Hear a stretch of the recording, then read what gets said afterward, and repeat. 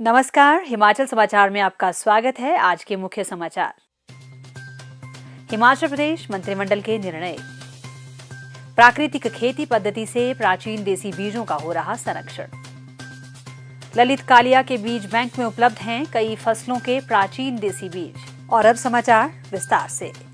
मुख्यमंत्री ठाकुर सुखविंदर सिंह सुक्खू की अध्यक्षता में आज शिमला में आयोजित राज्य मंत्रिमंडल की बैठक में गृह रक्षा एवं नागरिक सुरक्षा विभाग में गृह रक्षा स्वयंसेवकों के 700 पद भरने को मंजूरी प्रदान की गई। बैठक में 31 मार्च 2025 तक 2 वर्ष की अनुबंध सेवाएं पूरी कर चुके 203 पंचायत सचिवों, जिला परिषद कैडर की सेवाओं को नियमित करने को मंजूरी दी गई। मंत्रिमंडल ने इंदिरा गांधी मेडिकल कॉलेज शिमला और डॉक्टर राजेंद्र प्रसाद राजकीय मेडिकल कॉलेज टांडा में सीनियर रेजिडेंसी के लिए पात्रता से पहले 1 वर्ष की फील्ड पोस्टिंग की अनिवार्यता को वापस लेते हुए स्नातकोत्तर विशेषज्ञ सेवा PGSS नीति में संशोधन को मंजूरी प्रदान की। यह निर्णय Atal institute of medical super specialities Chamiyana में अपनाई गई नीति के अनुरूप लिया गया है। संशोधन का उद्देश्य चयन प्रक्रिया को सुव्यवस्थित करना, निष्पक्षता सुनिश्चित करना और रेजिडेंट डॉक्टर नीति और PGSS नीति के कार्यान्वयन के बीच सामंजस्य लाना है। मंत्रिमंडल ने हिमाचल प्रदेश रियल एस्टेट विनियामक प्राधिकरण कार्यालय को शिमला से धर्मशाला स्थानांतरित करने को स्वीकृति दी। बैठक में नॉन बायोडिग्रेडेबल कचरे के प्रभावी प्रबंधन और इसमें कमी लाने के लिए डिपॉजिट रिफंड स्कीम 2025 शुरू करने का भी निर्णय लिया गया। इस योजना के अंतर्गत उपभोक्ता उत्पाद की कीमत के अलावा रिफंड योग्य जमा राशि का भुगतान करेंगे, जो खाली उत्पाद को वापस करने पर लौटा दी जाएगी। यह योजना कांच की बोतलों, प्लास्टिक पेय कंटेनरों, एल्यूमीनियम के डिब्बों, तरल पैकेजिंग, लचीली प्लास्टिक पैकेजिंग और बहुस्तरीय पैकेजिंग सहित पैकेजिंग सामग्री के एक विस्तृत श्रृंखला पर लागू होगी। इस योजना को पायलट आधार पर लागू किया जाएगा। कैबिनेट ने वर्ष 2010 की तर्ज पर पंचायती राज संस्थाओं के सदस्यों और अध्यक्षों के लिए नए सिरे से डी नोवो आरक्षण रोस्टर शुरू करने को सैद्धांतिक रूप से मंजूरी प्रदान की। मंत्रिमंडल में हिमाचल प्रदेश वन विकास निगम को बेहतर स्रोत प्रबंधन और पर्यावरणीय स्थिरता के उद्देश्य से राज्य के वन क्षेत्रों में स्थित नदियों और तालाबों में लघु खनिजों को एकत्रित करने व गाद निकालने की अनुमति प्रदान की। मंत्रिमंडल ने सोलन जिला में प्रारंभिक शिक्षा खंड रामशहर को विभाजित कर बद्दी में एक नया प्रारंभिक शिक्षा खंड स्थापित करने को स्वीकृति प्रदान की। इस खंड के सुचारू संचालन के लिए आवश्यक पदों को सृजित एवं भरने का निर्णय भी लिया गया है। बैठक में कांगड़ा जिले के सुलह, भवारना और लंबागांव तथा हमीरपुर जिले के भोरंज विकास खंडों को पुनर्गठित करने का भी निर्णय लिया गया, ताकि इन क्षेत्रों के लोगों को बेहतर सुविधाएं मिल सकें। किसानों के लिए उनके खेत ही उनके प्राण हैं। किसान की मेहनत उसके लहलहाते खेतों में नजर आती है। मुख्यमंत्री ठाकुर सुखविंदर सिंह सुक्खू किसानों की मेहनत के सही दाम दिलवाने के लिए ठोस कदम उठा रहे हैं। प्रदेश में प्राकृतिक खेती पद्धति को बढ़ावा दिया जा रहा है।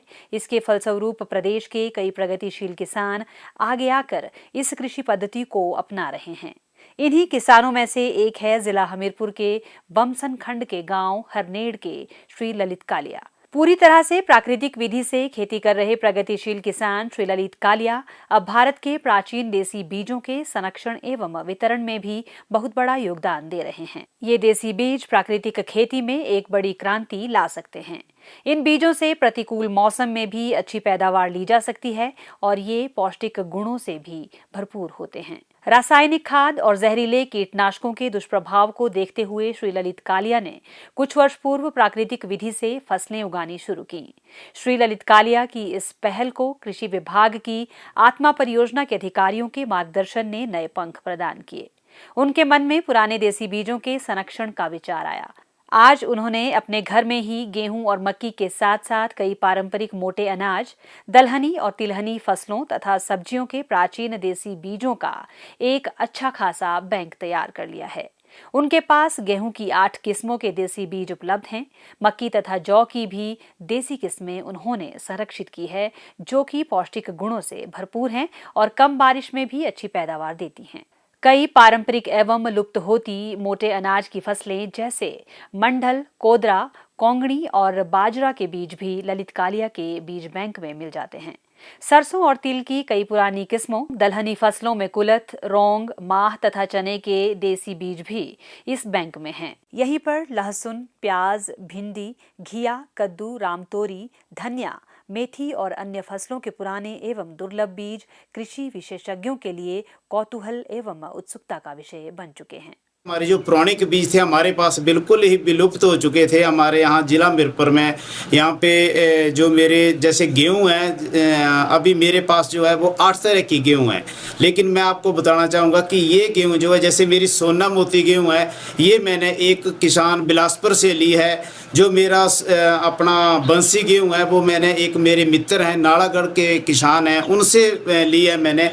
जो मेरे कल्याण है एक, वो मैंने चंबा से ली है अपने किसान भाइयों से। इसके साथ साथ अभी मेरे पास जो है पिछले मैं 3 सालों से ये गेहूँ लगा रहा हूँ। अभी भी मैंने अपना एक जो गेहूँ थी, मैं गेहूँ का एक प्लॉट लगाया था, उसमें मैंने 8 तरह की देसी गेहूँ लगाई थी। उसमें मैंने विभाग की भी गेहूँ लगाई थी, जो विभाग ने मुझे प्रदान किया था सीड।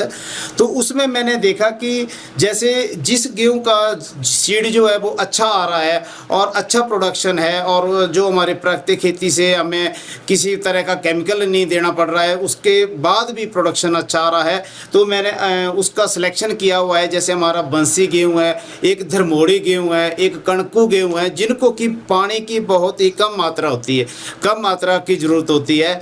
तो ये हमारा एरिया जो है ये सारा वर्षा पर आधारित एरिया है। इस यहाँ पे सिंचाई की कोई व्यवस्था नहीं है।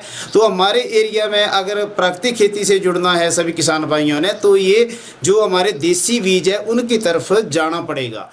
प्राकृतिक खेती को बढ़ावा देने की दिशा में मुख्यमंत्री ठाकुर सुखविंदर सिंह सुक्खू के प्रयासों की सराहना करते हुए श्री ललित कालिया का कहना है कि इस विधि से तैयार फसलों के लिए अलग से उच्च खरीद मूल्य का प्रावधान करके मुख्यमंत्री ने प्रदेश के किसानों को बहुत बड़ी सौगात दी है। आप जितना हो सके अगर आपने प्राकृतिक खेती से जुड़ना है, अभी सरकार ने आपको देखिए हमारा जो समर्थन मूल्य है, अभी गेहूं का समर्थन मूल्य 60 रुपये कर दिया है। जो हमारी हल्दी है लोकल उसका 90 रुपये कर दिया है। अभी पीछे मैंने मक्की जो 1.5 क्विंटल 4500 रुपये की बेची थी, अभी इन्हीं दिनों में मेरा 1 क्विंटल का गेहूँ जो है, जो कि प्राकृतिक खेती से तैयार है, वो मैं सरकार को दे रहा हूँ।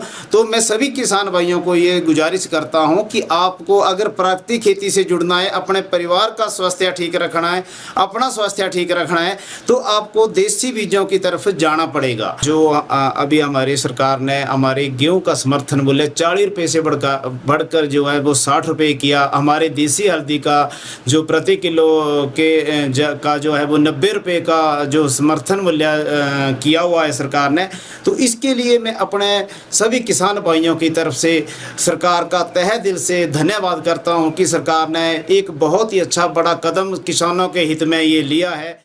प्राकृतिक खेती को बढ़ावा देने के सरकार के प्रयासों के सुखद परिणाम सामने आ रहे हैं और लोग बड़ी संख्या में प्राकृतिक खेती की ओर अग्रसर हो रहे हैं।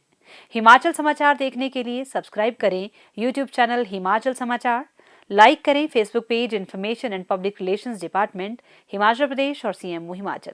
फॉलो करें @DPRHP और CMO हिमाचल। फॉलो करें इंस्टाग्राम @DIPR हिमाचल और CMO हिमाचल। विजिट करें वेबसाइट www.himalpr.gov.in। इस अंक में इतना ही। कल फिर होगी मुलाकात। दीजिए इजाजत। नमस्कार।